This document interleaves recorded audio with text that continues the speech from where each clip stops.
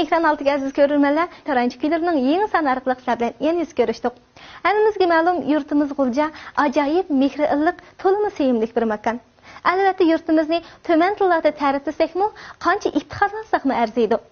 Bugün programımızda biz sevimlik sanatkarlarımızın öz ana yurtini çoğunqul mehri muhabbet bilen kuylagan esil kuydan birini huzurunuzga sunamiz.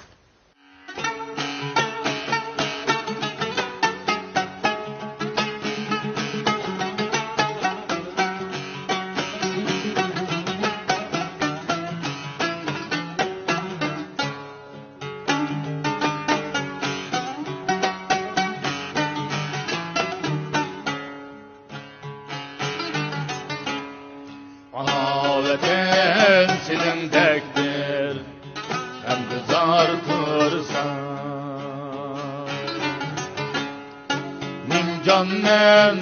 yat elde alın sorsan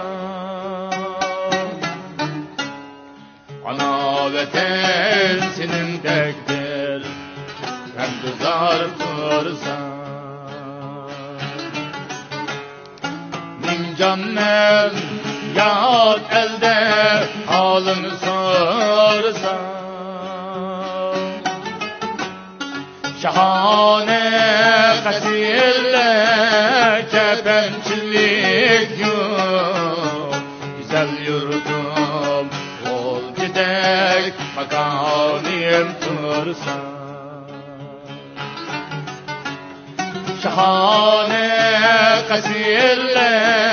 kepençilik yok güzel yurdum ol gidek makanim tursan Nozugum sadırla izri kalgan Panasiyet yoksul niye bağrığa algan Panasiyet yoksul niye bağrığa algan Şerçi kazançı kötü kaldırayım Güzel yurtum ol gidek makanim tursan Dönmelen ağırçı aydın ve günçi Güzel yurtum ol gidek makanim tursan Dönmelen ağırçı aydın ve günçi Güzel yurdum ol gidek makanim tursan Makanim tursan Vatanım tursan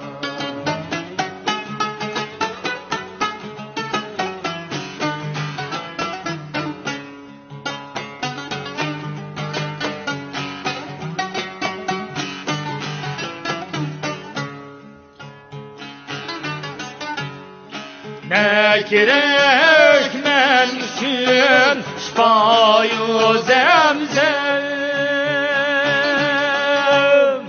Ecrimge dilim diye belgin başı der Ecrimge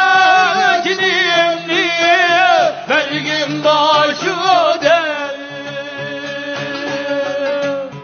Herem bağışlar vaz dingi hayatı Gulcidek ren güzar makamil tursan Ne gerek men üçün alkış mediye Ciliz turpayız altın gazine Ne gerek hatta ki tacı tekler güzel yurdum ol gidek makamim tursa ne gerek hatta ki tacı tekler güzel yurdum ol gidek makamim tursa makanim tursa vatanım tursa makanim tursa vatanım tursa ol gidek hem güzel